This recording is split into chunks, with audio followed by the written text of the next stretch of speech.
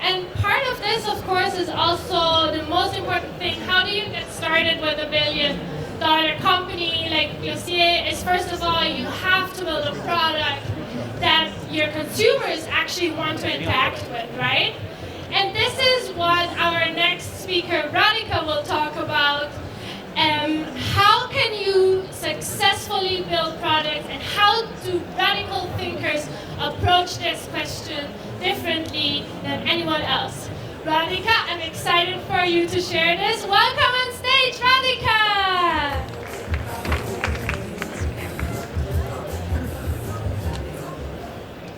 I'll give everyone a few seconds to just settle in.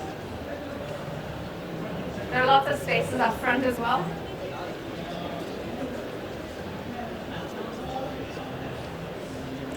So I'm excited to be here. And you know, over the course of the day today, I think we've learned some really interesting things. And I think more than just today, right? Over the course of the last few years, I think there are some universal truths that we've really internalized, right? About how to build products and scale our companies. The first truth, of course, is that you have to find your BHAG, your big, hairy, audacious goal. Your goal has to be nothing short of heroic and aspirational, right?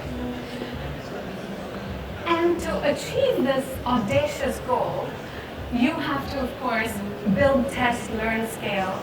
You have to iterate really quickly based on what your customers are using. And along the way, you may have to move fast and break things. And if you do each of these steps just right, you stand to make a lot of money, right? I want to take a moment and call bullshit on this. And the reason is that, you know, I used to actually subscribe to this view that we have to build, test, learn, scale, we have to iterate quickly, and we build products through iteration. But because it's become really easy to build products through iteration alone, it's not necessarily the best way to build successful products. You know, today we have open source frameworks, modules, off-the-shelf components that make it really easy for us to throw things at the market and see what sticks. But for every company that has been able to become successful at taking this approach, there's a graveyard of companies that have failed using this approach. But how could this approach possibly go wrong, right? So I've worked for early stage companies and for large companies. I've started companies and sold them. And it's been over a range of industries, from telecom and media all the way to robotics and AI, even wine. And what I've found is that there is the same pattern of product diseases that keep coming up across these industries and companies. Now, these diseases, as I like to call them, they're ubiquitous and contagious. And they make good products go bad. And I'm not saying this from the perspective that, you know, others catch these diseases. I've caught many of these diseases myself. So let's do a checkup. And I'll share with you some of these diseases that my products have caught, and tell me if you recognize some of these. The first one is hero syndrome. In my first startup called Lobby 7, we had gotten VC funding, and we had learned that we had to scale, grow really quickly. You know, we were trying to make sure we were winning big deals, lots of them. Our question was always, is this a big enough logo for our website? We weren't asking, are these the right deals for us? Are these actually helping us achieve what we're setting out to? How many of us have seen hero syndrome?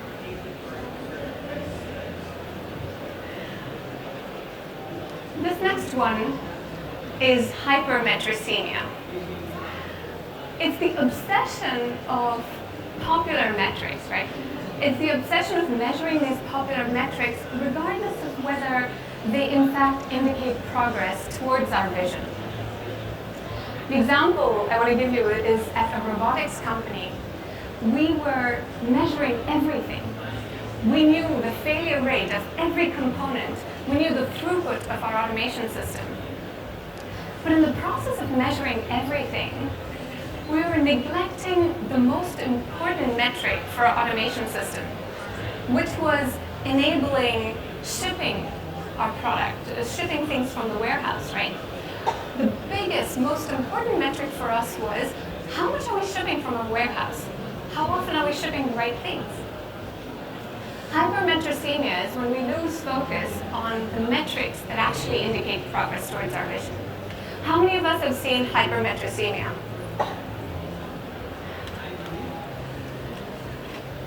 This next one is probably my favorite. I have actually contributed to this disease. Obsessive sales disorder. Now, this happens when we consistently keep trading off the long-term vision for short-term gains. This happens when, your salesperson comes to you and says, we can win this big marquee client. All you have to do is just add this one custom feature. And it sounds mostly harmless, so we say yes. And by the end of the year, we're sitting with a stack of contracts where our entire roadmap now for the rest of the year is going to be driven by these features that we committed to, right? How many of us have seen obsessive sales disorder? That's quite a few more hands.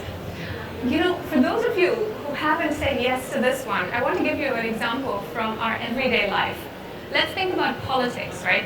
I'm coming here from the US, and at the moment, the US, for example, has a serious case of obsessive sales disorder, where you're catering to a certain, group of voters to be able to, and you're giving them policies that they want that long-term may not be good for you, right?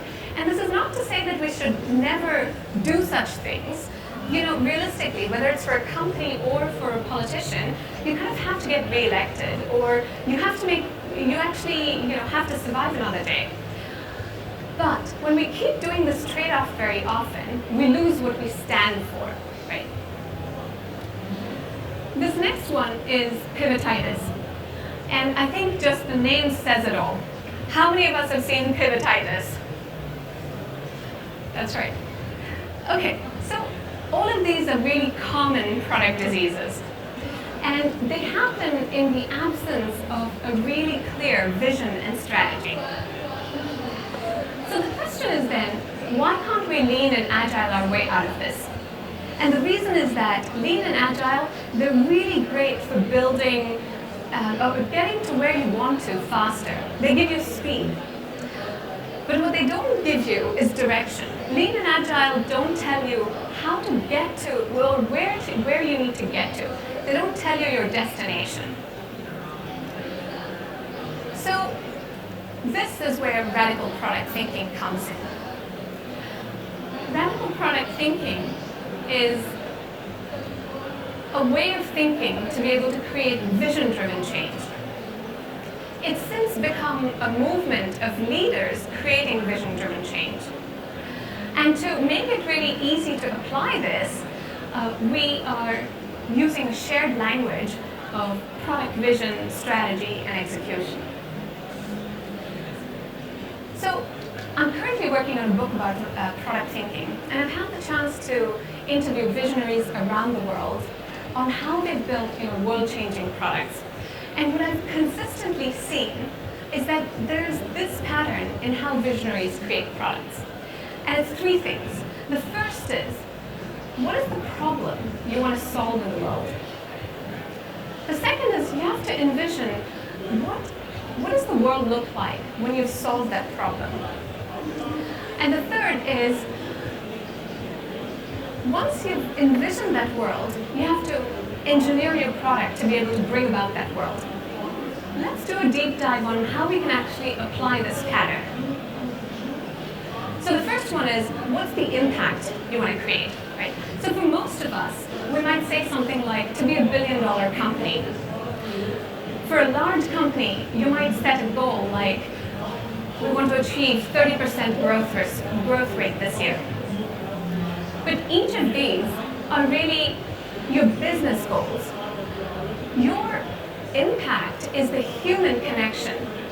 It's about whose world you want to change and how you want to change that world. The example I want to give you is of Margaret Hamilton. So most of us have probably not heard of Margaret Hamilton, which is why I've picked her example. How many of us have heard of Margaret Hamilton? A few of you, actually. So when Neil Armstrong landed on the moon, it was because Margaret Hamilton's software saved the day. So Margaret Hamilton, the way she architected her software saved the day because about 3 minutes from the lunar landing, there was a hardware failure on board. The computer was getting overwhelmed. But Margaret had architected this software so that it would ignore all this extraneous data and just focus on a list of prioritized tasks that were needed for the landing. Now, even in today's day and age, right, this would be considered amazing software engineering. So I interviewed Margaret and I asked her, at this young age, just how does she have this vision? And her answer was that she felt responsibility for the astronauts' lives. She felt like everything that could go wrong would try its utmost to do so. And so she wanted to build software that could detect and recover from every possible error. That is vision-driven change. When you build your vision based on an impact that you want to have, and that guides your actions. So what can we take away from this practically, right? Margaret felt responsibility for the astronauts' lives. The question for you is, whose lives do you feel responsible for? And it may not have to be something that really affects someone's life. Like, it may not be a life and death situation. To give you an example, I was working at an ad tech firm. Now, no one's life ever depends on advertising, right? And yet, we felt responsibility for our end users, those who are actually going to design ad campaigns. We wanted to help them build these campaigns easily, but while protecting our viewers' privacy. So you have to observe your users. Whose lives could you impact? What's their pain? You have to feel that empathy for them. And only then you know how you want to change their world. So, okay, now you've figured out what's the impact you want to have. The next step is thinking about, what does that world look like? Now, when we want to create this new world, unless we can picture it in our minds, picture it so clearly that you can almost hallucinate that world, only then can you actually engineer that world, take that next step, right? But what happens often is that we're tempted to create a vision that sounds aspirational. And this becomes the start of product diseases. Very often, our vision statement says something like, to disrupt, or to empower, or to be the leader in something. This doesn't really help you picture, what does this end world look like? And the biggest example is the vision to create a world that's open and connected, right? We all recognize that as Facebook's vision. And now that we think about impact, we can say that, well, this vision doesn't really describe to us what's the world we want to create. Facebook is an example where the product was successful before we had defined what does that world actually look like. Is a product successful if you haven't created the world that you intended to create? So your vision has to be really centered on the problem. It has to address what is that impact you want to create. It has to be shared by both you, your team, and the people whose lives you want to impact. So those people whose lives you want to impact, if you told them what your vision is, they should be nodding along with you and saying, yes, I do want that world. And lastly, it has to help you visualize that end state so that when you create that world, you can actually look around you and say, is this what we intended, or do we need to course correct? So how do you create such a world? And we have to define, whose world do you want to change? What does their world look like? Does it even need changing, actually? It may not need changing. And lastly, how are you going to bring about that world? Now, what I've found is, when you start with a blank sheet of paper, it's really hard to come up with a vision like this. And so we've created this fill-in-the-blank statement, just so that you don't have to worry about the words. Just focus on the content. I call this the source code of your vision. So let me share what this vision would look like, and I'm going to share it as an example of a startup that I had founded and sold. Today, when amateur wine drinkers want to try and find good wines, they have to find wines that are on promotion or bottles that look good. This is unacceptable because it leads to hits and misses, mostly misses. We envision a world where finding wine is as easy as finding movies you like on Netflix. We're bringing about this world through a recommendations algorithm that helps you find wines you're likely to like, and an operational setup that delivers these wines to you. Now, this vision sounds long, but it tells you exactly what we're doing, why we're doing it, and how we're doing it, right? You knew exactly what my startup used to be all about. So once you have this vision, now you can actually engineer that world. Your product is your mechanism for engineering that world. Your product is never justified on its own. It's only successful if it actually brings about that world that you had envisioned. And the process of engineering your product means that we very systematically translate our vision into your everyday activities. This means you can move fast. You just don't have to break things along the way when you're doing it. So engineering your product means starting with a clear vision. We talked about how do you do that. The next step is working on your strategy. So what's the pain point? How are you going to solve it? Your roadmap helps you create chunks of work that you're going to distribute over a timeline. And your execution and measurement strategy helps you figure out, am I making progress towards my vision? But taking this very systematic approach helps you actually communicate it with your team, so even your team is really on this journey with you. They know what they're doing, why they're doing it, how they're doing it. Now, the biggest example of product thinking on a large scale is right here in Singapore. When Singapore started, just during Singapore's independence, for example, its transformation from this poor, struggling island to this economic powerhouse has really been a result of product thinking. And in the 60s, really, product thinking wasn't even a thing, right? But Mr. Lee Kuan Yew, the first prime minister, really just intuited it. If you listen to some of his earliest press conferences, he talks about Singapore like a product almost. He talks about the responsibility he felt for the Singaporean citizens. He talks about Singapore as a product, meaning he says, he wanted to create a first world oasis in a third world region. And his strategy for doing that was, he said, well, how do I create this so that businesses will want to come here? So his strategy was addressing all the pain points. Okay, let's create a place where English is the standard language. Let's keep it really clean so everyone feels really at home.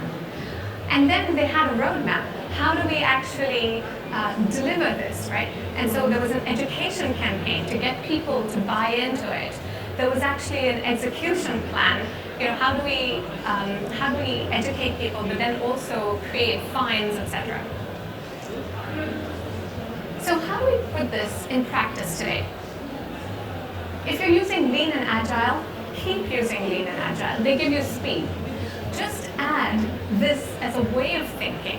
It gives you velocity because radical product thinking gives you vision and strategy to add to your speed. So in conclusion, you can build successful products without having to move fast and break things.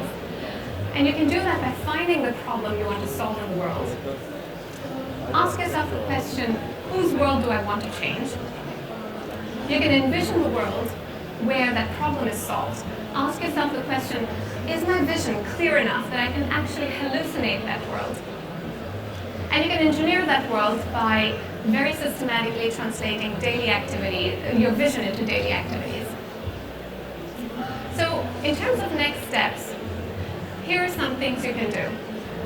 There's a free toolkit that really helps you do this systematic approach. The vision statement you saw is from that free toolkit. You're welcome to download that. There's a blog that also has a lot of this information. It's available through radicalproduct.com. And I'm working on a book. And if you have any questions along the way, just ping me on LinkedIn. I'm always happy to chat, and I love hearing stories of how leaders are creating vision-driven change. Thank you.